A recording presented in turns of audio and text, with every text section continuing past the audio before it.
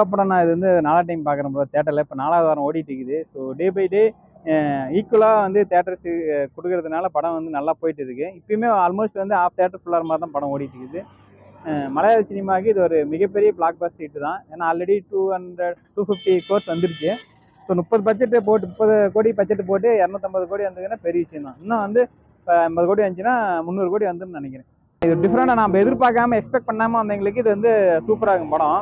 நிறைய பேர் ரிவ்யூ பார்த்து தான் நிறைய பேர் பார்க்க வந்தாங்க படமே. அதனால தான் லேட் பிக்கப் ஆனதுனால தான் இப்போ 4வது வாரமே படம் வந்து வெற்றிகரமாக ஓடிட்டு இருக்குது.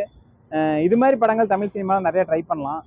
நிறைய பேர் ட்ரை பண்ணாங்க. ஆனால் அந்த அந்த இதில் ஸ்ட்ராங்காக விட்டுறாங்க. கிராபிக்ஸ் இதில் ஸ்க்ரீன் பிளேயில் சொதப்பிடுறாங்க. இதில் நம்ம கேமராவும் சரி ஸ்க்ரீன் பிளேவும் சரி சூப்பராக கொடுத்துருக்காங்க.